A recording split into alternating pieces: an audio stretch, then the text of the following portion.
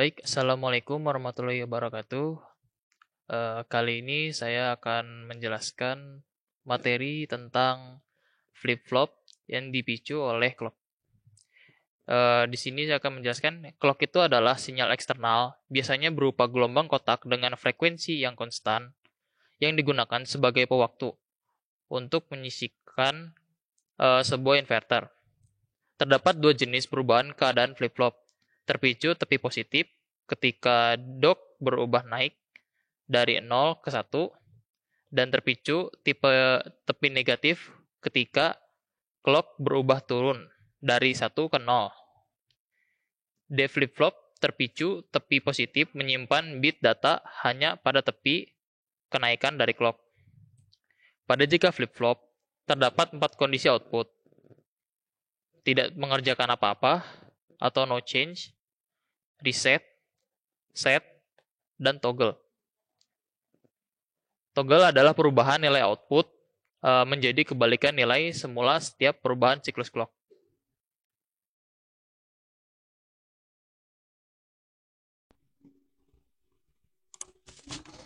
Oke, kita mulai. Untuk rangkaian, kita ingin sedikit membahas seputar tentang flip-flop terpicu clock, di mana flip-flop terpicu clock ini terbagi dari beberapa macam rangkaian, dari mulai JK flip-flop, D flip-flop, dan juga D flip-flop tepi.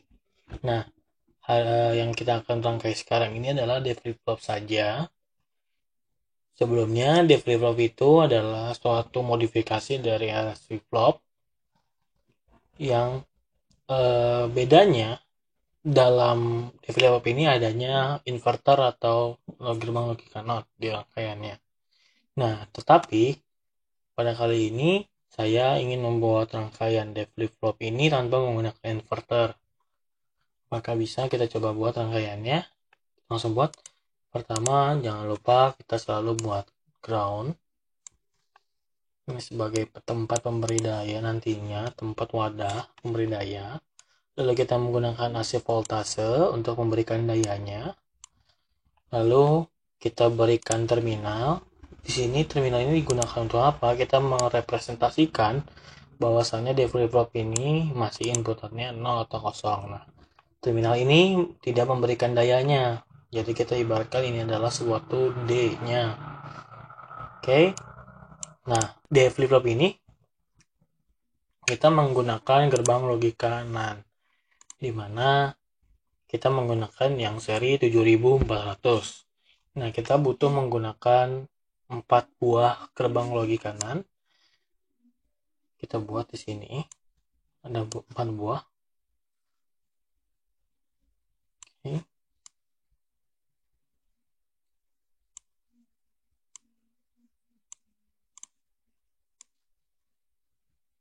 Oke, seperti kurang lebihnya. Nah, sekarang kita coba sambungkan. Pertama, terminal ini kita hubungkan langsung dengan gerbang logika yang pertama.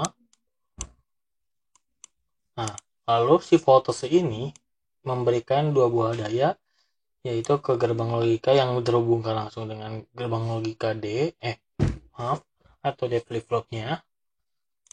Yang satu lagi dihubungkan langsung ke logikanya NAND. Oke. Jadi, kita ibaratkan sebuah titik-titik ini melambangkan suatu clock, atau nantinya si rangkaian ini terpicu oleh adanya nilai dari clock. Jadi, satu inputan yang diberikan clock nantinya akan mempengaruhi nilai dari gerbang logika D flip-flop ini, atau rangkaian D flip-flop. Oke. Setelah ini kita hubungkan gerbang logika yang di atas ini NAND-nya, kita hubungkan ke NAND yang di bawah. Jadi nantinya output yang dihasilkan gerbang logika NAND yang di atas itu menghasilkan output, lalu dijadikan suatu inputan di kaki gerbang logika NAND yang di bawah. Lalu yang ini dihubungkan langsung ke sini, dan juga yang di bawah ke sini. Nah, bedanya di sini kita langsung menggunakan silang. Kenapa silang? Jadi nantinya output yang dihasilkan dari sini akan mempengaruhi nilai yang ada di sini. Dan juga sebaliknya, nilai yang diinputkan di sini dan juga outputnya bisa mempengaruhi output yang dikeluarkan oleh gerbang logika NAND yang di atas ini. Nah, di sini kita menggunakan LED, tapi sebelum dihubungkan ke LED, kita berikanlah hambatan, atau kita bisa menggunakan resistor. Tanpa menggunakan resistor pun sebenarnya bisa. Tetapi untuk mengurangi daya yang sangat besar nantinya ke LED, makanya kita menggunakan bantuan resistor sebagai penghambatnya. Oke, sini kita hubungkan. Jadi kalau ini kan karena dirangkaiannya adalah dari software, jadi daya yang diberikan tidak cukup besar. Tapi jika kalian menggunakannya secara offline atau terminal atau memberikan listriknya langsung dari listrik DC, itu kan dayanya cukup besar. Jadi kalau misalkan terlalu besar, takutnya LED-nya tidak kuat dan akhirnya pecah. Nah, dari resistor nanti langsung dihubungkan ke LED agar kita tahu apakah rangkaian ini sudah berjalan atau belum. Oke, dihubungkan, jangan lupa. Nah, sekarang kita hubungkan LED-nya juga ke ground. Jadi suatu rangkaian itu membutuhkan dua macam ground, dan di awal dan juga di akhirnya, karena nantinya kalau pengaruh ke dayanya masuk atau tidaknya itu menggunakan ground. Bedanya kalau ground ini dihubungkan langsung di pemberi daya, yang ini hasil yang dihasilkan daya yang di awal itu dihubungkan ke ground yang di sini. Nah, kita kembali ke bahasa yang tadi di flip-flop. Bagaimana dua buah kaki ini, inputan ini, seperti tadi saya bilang, inputan atau outputan yang di sini mempengaruhi nilai output yang ada di sini. Dan juga sebaliknya, input dan output yang ada di sini mempengaruhi nilai output yang ada di sini. Jadi nantinya akan berkesinambungan antara dua buah output ini. Karena apa? Karena dia akan silang. Seperti ini. Oke. Nah, yang ini juga sama. Seperti ini.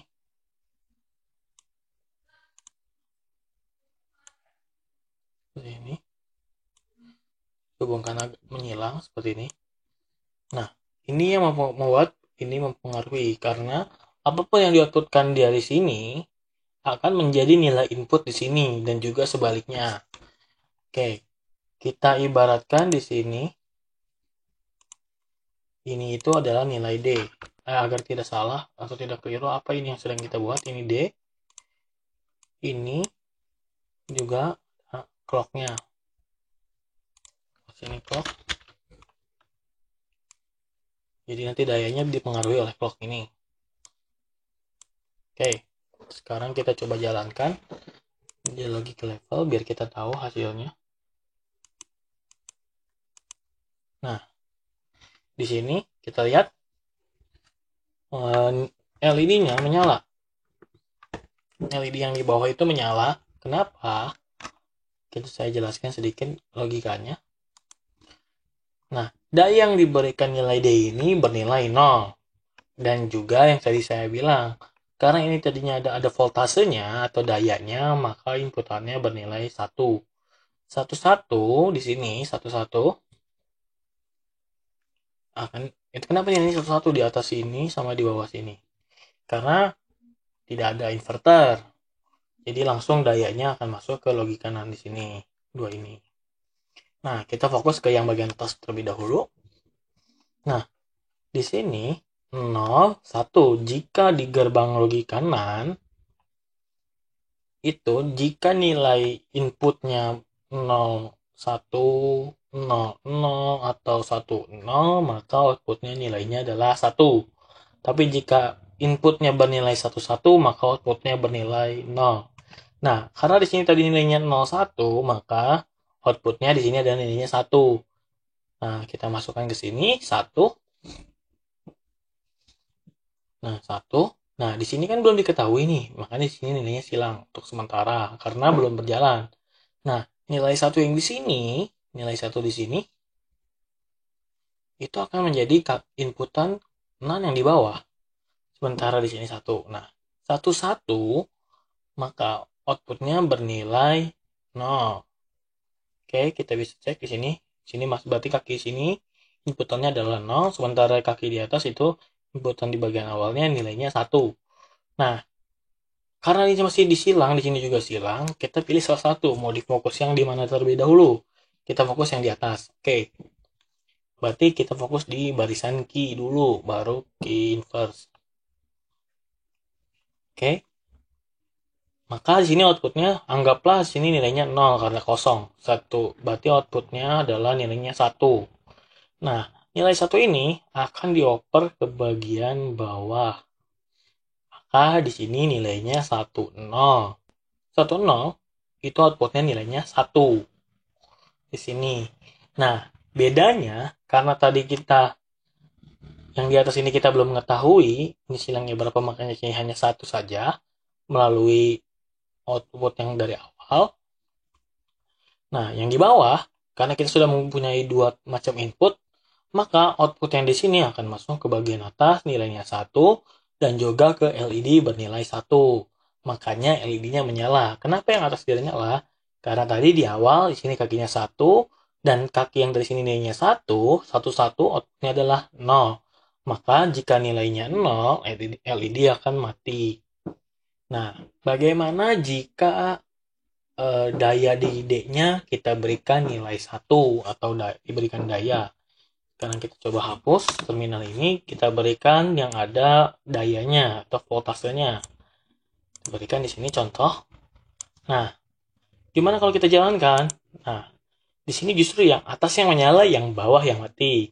Secara penjelasan, sini kita jabarkan lagi. Di sini menilai 1. Nah, di sini juga memberikan daya ini nilai 1 dan juga di sini seperti sama kayak tadi 1. Nah, 1, maka outputnya nilainya 0. Jangan lupa kaki yang di sini akan dibalikkan ke bawah. Sini 1, di sini 0. Sebelum itu kita fokuskan dulu terlebih dahulu yang ke atas. Nah, di sini nilainya 0. Nah, dari sini karena kita masih belum mengetahui, maka nilainya adalah 0. Oke. 0, 0, sini nilainya 1. Untuk sementara. Nah, 01 di sini 01, maka nilai outputnya adalah 1. Nah, karena tadi di sini nilainya adalah 0, mohon maaf, di sini nilainya 1, maka di sini 11 outputnya bernilai 0. Oke, di sini 11 hasilnya 0, maka LED di bawah mati. Nah, inputannya yang tadinya sini 1 dan sini tidak diketahui, makanya nilainya 0-nya naik ke atas. 1, 0 jika di-outputkan atau dimasukkan logika 6, hasilnya adalah 1, makanya LED yang di atas menyala. Begitupun jika voltasenya tidak diberikan daya, tapi D-nya diberikan daya, penjelasannya dan cara alur kerjanya hampir sama. Kalian harus coba pahami gimana langkah-langkahnya dan cara step by stepnya, inputnya berapa dan juga outputnya berapa. Yang atas itu bisa kita sebut adalah key dan di bawah itu adalah key inverse. Nah, seperti yang tadi saya bilang di awal, D flip-flop ini adalah modifikasi langsung dari LS flip-flop. Jadi, ada 2 macam keterangan, yaitu reset dan juga set. Berdasarkan nilai dari outputan dari nilai Q-nya. Untuk mengetahui keterangannya seperti apa, jika key dan Q inverse, bagaimana kita mengetahui status keterangannya? Nah, jika nilai Q-nya 0 dan nilai Q inverse-nya adalah 1, maka dia akan reset Q-nya ke nilai 0. Jika Q-nya bernilai 1 dan Q inverse-nya bernilai 0, maka nilai keterangannya adalah set-nya akan set Q-nya akan memiliki inputnya 1. Inputan juga nilainya 1. Mungkin seperti itu untuk penjelasan dev flip-flop kali ini. Jika ada yang ingin ditanyakan, silahkan hubungi asproknya masing-masing. Kurang lebihnya mohon maaf. Assalamualaikum warahmatullahi wabarakatuh.